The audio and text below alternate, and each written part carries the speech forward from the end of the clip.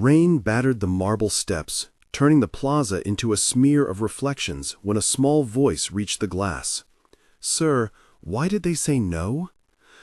The words were nothing more than a child's question, 3 syllables in the clatter, but they stopped the man at the podium like a hand on a heartbeat. A driver closed a door, umbrellas crowded the sidewalk, a receptionist's heels clicked a counterpoint. A laminated card slipped from the child's wet fingers and fluttered across the marble like a white moth. The city tower behind them, headquarters of the Harbor Initiative, swallowed sound and light with its dark windows. Inside, a man in a pressed suit, Jonathan Hale, the kind of millionaire whose name bought plaques and panels, adjusted his cuff and felt, impossibly, the throat tighten. The child was small, 8 years old, eyes wide, hair braided with a ribbon that had seen better days. In her hand was a rejection letter, the kind stamped with a red date stamp and a single bureaucratic line, "Grant denied." The letter smelled of damp ink and paper, the ink feathered at the edges from the rain. A passerby coughed, an espresso machine hissed from a nearby cafe, a bus door sighed. The child looked up and repeated, quieter this time, "Why did they change our date?" It was simple. It was urgent. The man could have turned away, could have sent security, could have kept the donor meeting on schedule, could have silenced the interruption with charm and a smile. Instead, he reached for his phone, then put it down, and for the first time that morning, the polished calendar in his head missed a beat. He opened the doors. He took the letter from her hands. The seal of paper and sorrow would unspool into files, and those files would not only trace a fraud, but reveal a mesh of consulting contracts and shell companies that had rerouted money meant for families like hers. He stepped back and said, more to himself than to anyone else, "We need to look into this now." The key turned. The story began. The choose of a door felt small and enormous at once. In the reception area, Jonathan sat across from the child, whose name was Sofia Ortega, and her mother, Maria Sanchez. The room smelled of polished wood, citrus cleaner, and the sharp pepper of cold rain on coats. A receptionist, Asha Patel, hovered at the desk, her badge glinting. Security officer Frank Monroe stood by the elevators, gloved hands folded. Dialogue began like a slow unraveling, each line a thread. "Sir, please, we submitted everything," Maria said, voice raw with months of waiting. "We had the referral, the medical notes. The old rejection letter says they changed the date," Sofia said, clutching the document as if it were fragile bone. Jonathan leaned forward, reading the scrawled corrections, the ink overwritten, a date stamp that had been altered. "This could be a clerical error," he said. "Or a pattern," Sofia answered. "It is not just our house," Maria insisted. "There were 24 families who got the same rejection on the same week." The receptionist whispered, "We have logs that show the system flagged a batch change at 3 a.m. Frank muttered, "Who is authorizing batch edits at that hour?" Jonathan inhaled, tasted metal of adrenaline, and asked, "Who did you speak to at the grant office?" "No one," Maria said. "Letters came. They were stamped. Then the stamp was different." "Show me everything," Jonathan said. His assistant, Claire Rhodes, appeared with a tablet, fingers tapping, files opening with the soft click of permission. "If this is systemic, we will audit it," he said. "If not, we will return funds if needed." The child watched the exchange with a quiet gravity that made the room feel stilled. Outside, a delivery truck rattled past. Someone laughed in the lobby downstairs. A choice was being made, to close this as a convenience or to push a thread that led to a tangle. At home, in a narrow fourth-floor apartment, Sofia's world was a catalog of small textures and sharp needs. The kitchen counter held a chipped mug, a salt stain in the enamel, and a grocery list folded into thirds. The air smelled faintly of frying garlic and a father's cologne that no longer lived there. A calendar near the stove was marked with hospital visits and bus transfers. On the sofa, a blanket smelled like detergent and the summer sun 11 months ago, and Sofia would trace the fraying edge when she worried. The apartment had a chorus of sounds: the radiator's clank at night, neighbor's television through the plaster, the slow drip of a faucet that was waiting to be fixed. Maria cooked with a careful economy, the sound of a spoon against a tin pan a percussion of survival. Sofia's backpack bore a sticker with a cartoon fox, its color faded from rain and time. In the moment before leaving for the harbor initiative, Sofia had put on her second-best shoes, the ones with a slight scuff on the toe and a ribbon she'd tied crookedly. They clicked on the steps as if trying to sound braver than she felt. The rejection letter had been retrieved from a pile of paperwork, a document that smelled faintly of hospital antiseptic and ink. It was the texture of the paper, the indent of the stamp, the smear of a corrected date that told the family the system had shifted on them. That correction would be the hinge of everything that followed. Sofia's backstory unfolds across childhood, recent struggle, and present stakes. As a child, she learned the language of small salvations, how to mend a torn shoe with thread bought in a clearance bin, how to hush a fevered brother by reading the same comic until the end of the moon. The smell of powdered milk and boiled rice became memory anchors, and the tactile world of worn textiles taught her how to measure love in repairs. Her adolescence, truncated by responsibility, turned routines into rituals. The early morning walk to school along the river, the rough feel of a backpack strap on her shoulder, a teacher's soft reprimand that felt like a promise.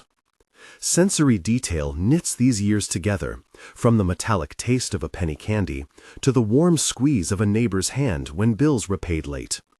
Recently, she moved from being a child of possibility into a caregiver, learning phone numbers of social workers and the precise timing of clinic buses, cataloging dates and stamps as if they were constellations. The present impact is tactile and immediate. Nights spent listening for water pipes, the sting of cold tile under bare feet, the soft weight of a rejection letter in her hand. That paper is not abstract. It buzzes with authority, with ink that can change a life. Sofia understands, in a way adults often fail to, that a date stamp can be a door or a wall. The scene in the clinic where Maria had first been told her grant was denied is hushed and crowded with small details. The fluorescent light hummed overhead, the antiseptic scent sharp beneath it. Chairs scraped, coughing in the corner, the metallic clink of coins on the counter. A volunteer paralegal, Ramon Diaz, sat with a folder and a pen, his palms warm from a cup of coffee. He had the look of someone who had learned to listen for contradictions. In the waiting room, a nurse named Dr. Helen Park scanned records, brow furrowed, and muttered about mismatched date stamps. A social worker, Naomi Green, leaned close to Maria and said, "We can file a complaint, but it will take time." "We do not have time," Maria replied. Evidence began to surface. An email chain with a consulting firm named Westford Consulting, invoices routed through a shell company called Crestline Advisors, a rejection letter with an altered date. "This looks forensic," Ramon said, tapping the corner of a scanned page. "We need a forensics audit of the grant logs." Naomi nodded. If the date was altered, that means someone manipulated eligibility criteria after the deadline. The clinic smelled of antiseptic and stale coffee. Outside, a dog barked. A bus hissed. The ally had arrived, a volunteer turned investigator, and with him came the first taste of hope. A phone call connected the clinic to the newsroom. Claire at the Harbor Initiative, a woman who managed events and sometimes risk, texted an old contact, Lena Ortiz, an investigative reporter at the City Ledger. Lena, whose office smelled of old paper and cigarette smoke residue despite herself, sat at a desk scarred by deadlines and fedora-shaped coffee stains. Her voice was quick. "Send everything," she said. "If there is a pattern, I will run a preliminary check tonight." Lena called a forensic accountant, Dr. Samuel Greer, whose fingers left ink smudges on paper and who liked to listen to the ticking of a cheap wall clock while he calculated anomalies. "If this is deliberate, we'll see rounding that favors a consulting cut and timestamps that do not match server logs," he said. Documents moved from hands to hands, photographs of physical files, PDFs, email headers with strange IP addresses, a rejection letter with a date stamp that did not belong. The smell of toner and the hum of hard drives create a new sensory layer. The ally became a node. Ramon gathered testimonies, Lena drafted questions, Dr. Greer wrote a checklist of what to look for: grant amounts, beneficiary lists, date stamps, approval logs, consulting invoices. The first discovery was simple and explosive: a payment trail linking a fraction of funds to a consulting contract that had no public deliverables, and an invoice that routed through Crestline Advisors, a shell. "This is not accidental," Lena said. Silence in the newsroom felt loud, like a held breath ready to exhale. Tension tightened when Jonathan ordered a quiet audit. In a glass conference room, light bounced off a polished table, coffee steamed in paper cups, and Claire distributed printed folders with a soft rustle. Jonathan demanded a full logs audit, a forensics pull of server timestamps, and access to contracts. The antagonist, Richard Mallory, CEO of Westford Consulting, sent an email that landed like a landing gear thump in Jonathan's inbox. "We provide strategic consulting. These files are in order," Richard wrote. But the numbers did not add up.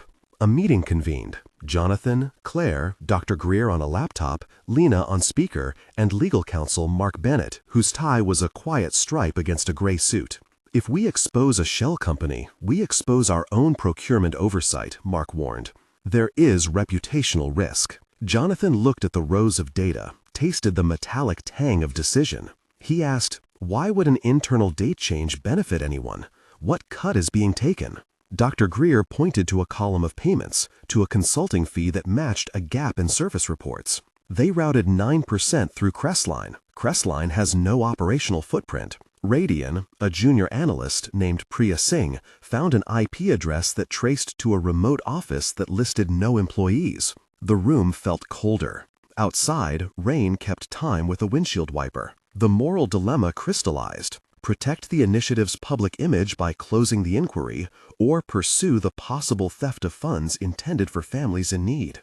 Jonathan's choice would not be private. It would signal whether the harbor sheltered those who knocked. First expanded moment of tension: the discovery of the altered date stamp, 5 months of missed aid. The forensic printout lay on the table like a map.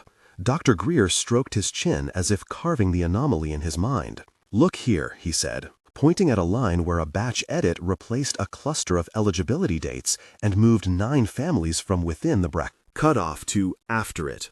The sounds in the room seemed to contract. A pen cap clicked, a chair squeaked, rain stuttered against the window. Maria's voice, on a recorded call, came through Claire's tablet, steady and fierce. "They changed our date to fit a spreadsheet," she said. His pulse kept time with the thud of that revelation. The moral calculus shifted. How do you prosecute a pattern that hides in metadata?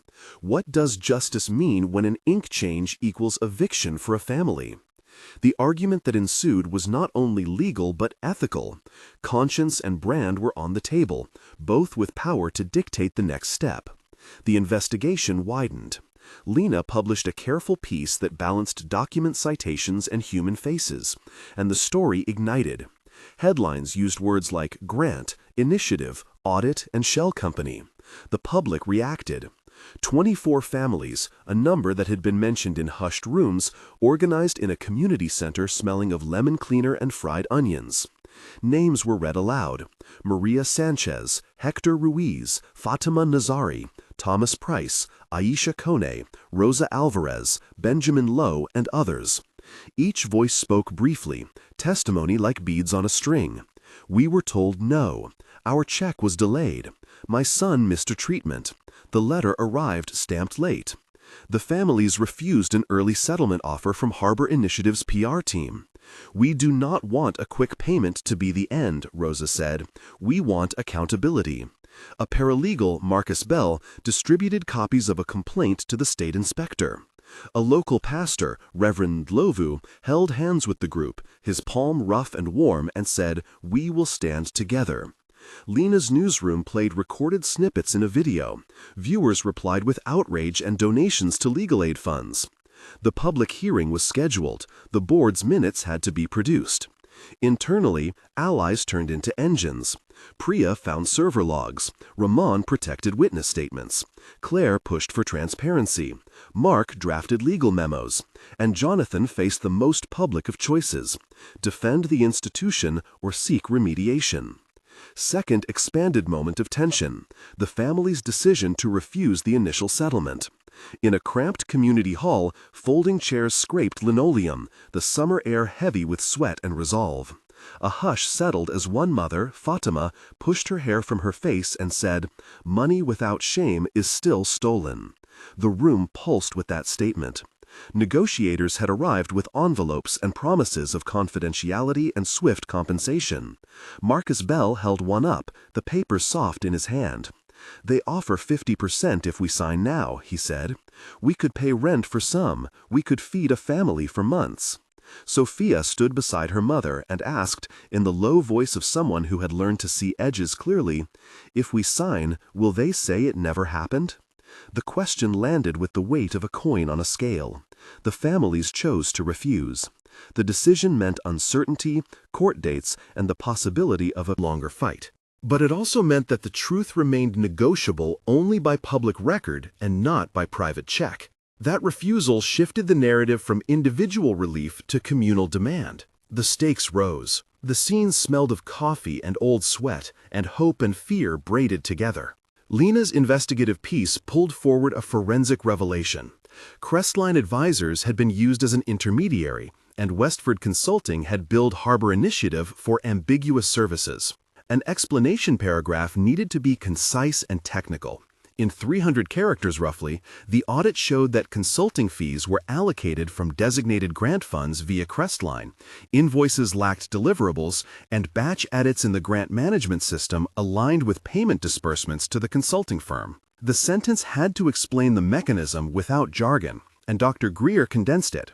Funds routed through a shell increased consulting payouts while moving beneficiaries out of eligibility windows. The city ledger published logs, the Harbor Initiative released a preliminary statement promising cooperation, and public trust frayed. Third expanded moment of tension, the internal confrontation with Richard Mallory from Westford. In a recorded meeting, Jonathan and Richard exchanged lines that felt like sparring over the edge of an ethical cliff. "We hired Westford for strategy," Richard said, voice smooth. "You approved the contracts," Jonathan replied. "The invoices match the scope." "Scope can be interpreted," Richard answered. "Interpretation costs money." Priya, listening via an open laptop, caught a hesitation in Richard's tone. Claire watched his hands, noting a tremble. "There are payment flows that need explanation," Jonathan said. "These are our donors' funds." Richard smiled thinly. "You know how procurement works, Jonathan. You knew the risk." The room smelled of stale coffee. Confession dripped in pauses.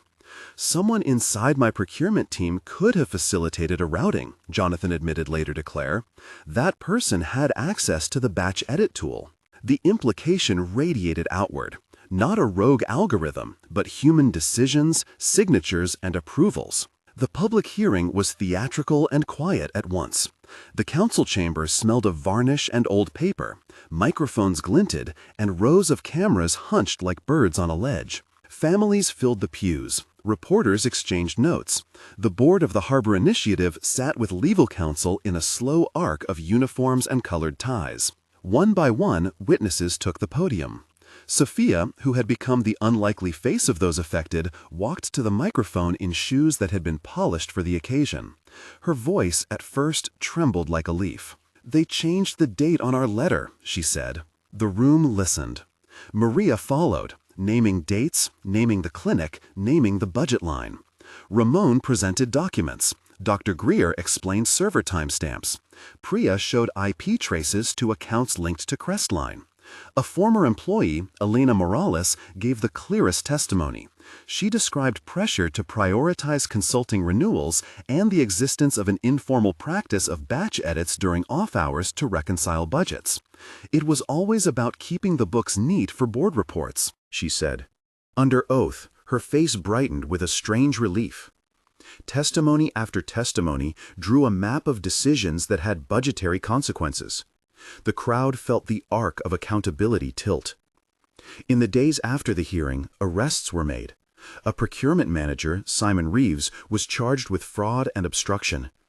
Richard Mallory was subpoenaed. Crestline Advisors registration was found to be a mailbox and a registrar service. The Harbor Initiative suspended 2 senior staff pending investigation. Restitution talks replaced hush offers. Public pressure forced formal audits from a state inspector. The legal system moved with slowness and decisive steps. Search warrants, frozen accounts, statements read in courtrooms smelling of disinfectant and pressure. Jonathan, who had once locked doors around donor lists, now stood at a podium stating, "We have failed families and we will repair harm." It was a line that would later appear in many headlines, repeated with the cadence of apology and resolve. Fourth expanded moment of tension: the courtroom testimony that shifted public opinion and led to a confession. Elena Morales, contrite and composed, described how budget pressures and leadership expectations had created an environment where procedural rules bent and then broke. Her voice carried across the courtroom, steady and specific. "We were told to reconcile mismatches by any means necessary," she said. "I signed things I should not have signed." The silence afterward was heavy, a presence that filled the room like fog. Prosecutors pressed, defense counsels deflected. The confession was partial but damning. It connected procurement choices to altered eligibility and to the consulting shell. The arc of the trial narrowed into accountability. After months of hearings, the outcome was mixed but meaningful. Simon Reeves pled guilty and was sentenced to community service and restitution for families he had directly affected. Westford Consulting's contracts were canceled. Crestline was dissolved by regulatory action. The Harbor Initiative agreed to a public restitution fund, independent oversight, and a rewrite of procurement policies to prevent batch edits without multi-party verification. Jonathan Hale resigned his executive chair and committed personal funds to a recovery program. The families obtained compensation and, more importantly, a process that restored eligibility and assistance retroactively for many. 24 families, including Maria and Sofia Ortega, received full reinstatement and payments that covered missed medical expenses and housing arrears.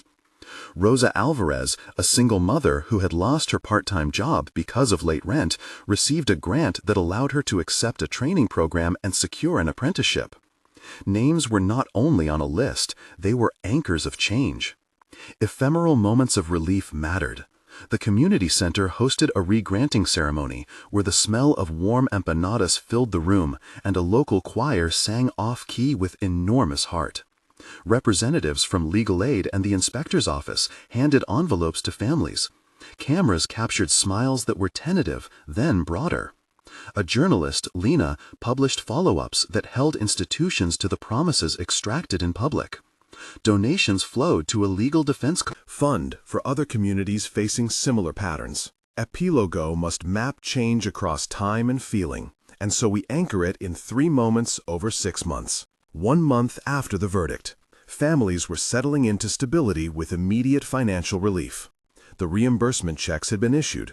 Maria paid overdue medical bills and fixed the leaky sink that had been a nightly reminder of strain. Sofia started after-school tutoring that included a small scholarship arranged by a local nonprofit that had watched the case. The neighborhood noticed a small change. A mural painted on the side of the community center showed hands holding a paper that fluttered into a rising bird. The mural smelled fresh with paint and sunlight. The Harbor Initiative announced that its procurement director post would be filled by a community oversight appointee and that grant management would move to an open ledger for public review. Donations that had paused returned with caveats, and donors demanded transparency. People in town said, "It is not perfect, but something shifted." 3 months later, policy changes had begun to cement into practice. The state introduced a provisional bill requiring multi-signature verification for batch edits in public benefit systems and mandated regular forensic audits for charitable disbursements over a certain threshold. Jonathan Hale's personal foundation committed to funding legal clinics for low-income families seeking access to benefits, under the condition that the clinics remain independent. A pilot program retraining former procurement officers for oversight roles was launched, including apprenticeships for people from affected communities. The families continued to meet monthly, their hall filled with laughter sometimes and hard talk other times. Rosa had started her apprenticeship and reported the feel of new tools in her hands, the smell of oil, and the warmth of a workshop. Marcus Bell, the paralegal, received a small grant to expand his services, and he hired 2 more staffers, including a former recipient, to handle increased demand. 6 months after the revelation, the scene had visible structural changes. Harbor Initiatives Board added 3 community seats.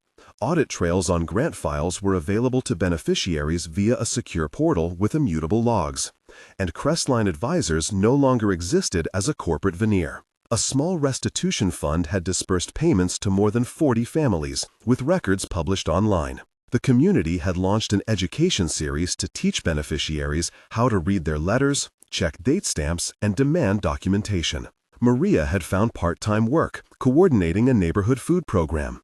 She smelled of lemon cleaner and cooked tomatoes as she prepared meals for families who had helped her. Sofia, 8 but older in the way that matters, had a new notebook, pages full of drawing and neat writing, and a teacher who had written on her first report card, "Sofia shows leadership beyond her years." The city passed a transparency ordinance, influenced by the case, and other charities began voluntary audits, fearing reputational risk if they did not. The narrative had moved from isolated grievance to systemic correction. Throughout this, names appeared and kept appearing as human anchors. Jonathan Hale, who made the decision to look closer and then to step back from a position of absolute control. Maria Sanchez, who navigated clinic lines and sleepless nights to plead for her family. Sofia Ortega, whose simple question catalyzed a cascade of scrutiny. Lena Ortiz, the journalist whose reporting tied documents to faces. Dr. Samuel Greer, the forensic accountant who mapped the money. Ramon Diaz, the paralegal who collected testimony. Claire Rhodes, the assistant who chose to leak a file to the press when legal channels stalled. Priya Singh, the analyst who traced IP addresses. Elena Morales, the former employee who testified. Rosa Alvarez, one of the 24 families who refused settlement. Marcus Bell, the local legal aid coordinator who organized the group. Reverend Ndlovu, who offered the hall and moral leadership. And Mark Bennett, the counsel who brokered legal parameters. Each name moved across actions: filing, testifying, auditing, organizing, publishing, and healing. Their combined work converted a child's question into a public reckoning. If you have ever faced an administrative rejection that felt like an end, start a comment below.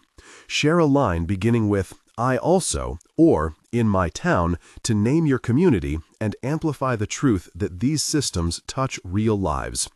Tell us if a document ever shifted your fate and if you found someone to listen. Your words help create pressure and evidence. They teach other families how to read their letters, how to keep copies, how to demand audit logs, and how to organize refusal as a strategy. We collect these stories to map a pattern, to find the seams where policy leaks help can escape, and to support reporters and paralegals who can take the next step. The comments become more than sympathy. They become a record and a community of practice. Now we return to the events that began with a single stamped sheet and a child who asked, "Why did they change our date?" The final threads are practical and human. An independent audit review board published a report naming failures and recommending reforms. Mandatory multi-party verification for batch edits. Public grant ledgers. Mandatory forensic audits every 2 years. And whistleblower protections for procurement staff. Legal settlements included restitution and compensation for lost wages and medical expenses. Several staff members faced professional consequences. One procurement officer entered a rehabilitation program and agreed to community service.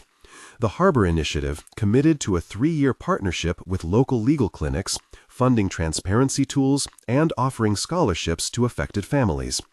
Policy change at the city level included a transparency charter that required charities receiving public funds to publish their procurement contracts and invoices for contracts over a threshold. In court and in committee rooms, the vocabulary shifted. Date stamp, grant, rejection letter, beneficiary, audit, forensic, restitution, shell company, consulting, complaint, public hearing, confession, compensation. These were not abstractions any longer, but working instruments of accountability. The human outcomes are grounded. Maria has medical bills paid and a part-time job coordinating community meals. Sofia attends an after-school program that pairs reading with civic education. Rosa began an apprenticeship and earned a promotion inside 6 months. Marcus Bell expanded legal aid. Ramon Diaz turned his volunteer role into a paid caseworker position. Elena Morales cooperated with investigators and entered a witness protection program when threats emerged. The Harbor Initiative's new procurement system reduced processing errors and invited community review. Donations stabilized with higher transparency and targeted funds for the most vulnerable. The city passed a law inspired by the case that applies multi-signature verification to any public charity software editing batch records. Other nonprofits audited their practices, and a network of watchdog groups formed. This story began with a child asking a simple question in the rain, and a millionaire feeling the slow, sudden stop of a heart that once beat for the optics of philanthropy more than the substance. It ends with partial restitution and systems altered, not because one man felt shame alone, but because a community stood together. A journalist followed the paper trail, a forensic accountant read the metadata, an employee chose truth over complicity, and families refused to be bought into silence. Accountability was messy and incomplete, but it delivered relief and concrete change. If one child can ask, "Why did they change our date?" and set in motion audits, hearings, policy reforms, and new protections for beneficiaries, imagine what happens when communities keep asking questions, keep reading letters, and keep forcing public institutions to show their work. If these stories matter to you, subscribe for more investigations into how systems can fail and how people push them to change. Share this story with someone who should know that a question can be the first step to justice. A child asked a simple question.